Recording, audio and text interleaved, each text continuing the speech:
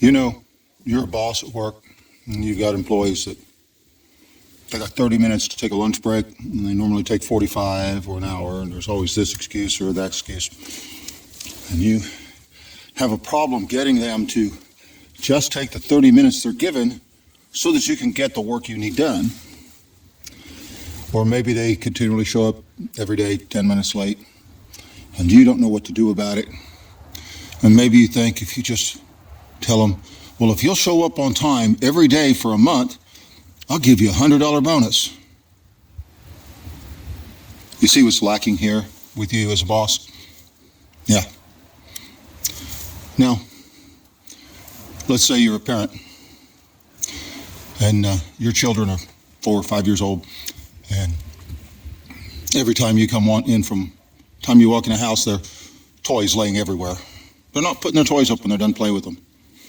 They're 4 or 5 years old. They ought to be able to do this, and you ought to be able to institute this kind of discipline in their household.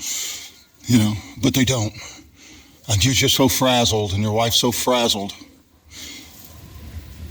You know, my son, I told him about leaving his toys out in the front yard, but he liked to play with them under the maple tree when he was 4 years old, little toy cars and stuff. And I come home one day, and we were eating supper, and I had noticed that his favorite little toy car was out under the maple tree. It hadn't been put away. The next day, it was still out there. So I made him stand and watch while I took the riding lawnmower and drove over it and threw little plastic shards of it all over the lawn, his favorite toy. After that, he was putting his toys up. See, I didn't lack something to be a father. Now your wife, I'll give you a case from somebody I knew, and I asked a friend of mine why their marriage was such a mess and stuff. He told me his wife said that she would do a certain thing for him once they got married. They got married. Time went by, and every now and then he'd bring it up because she's promised that she was going to, and she still hadn't gotten around to it. And I'm talking about using a razor blade, okay? You know what I'm saying? And she hadn't gotten around to it. Finally, after 10 years, she finally did. Then she let it grow back instantly, knowing that's what he wanted.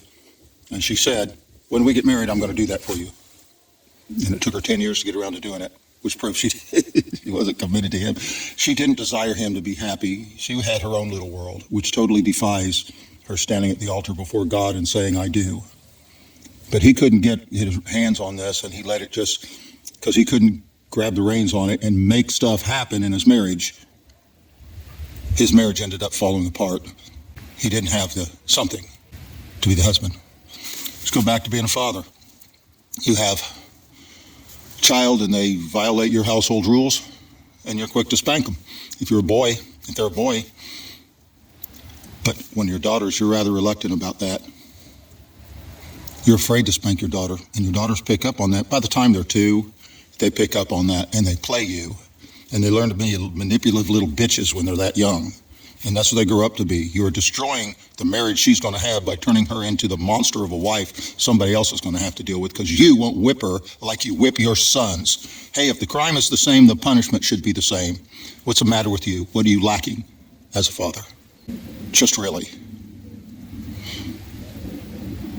If you haven't got the balls to be a father, haven't got the balls to be a husband, haven't got the balls to be a boss, maybe you just haven't got the balls to be a man.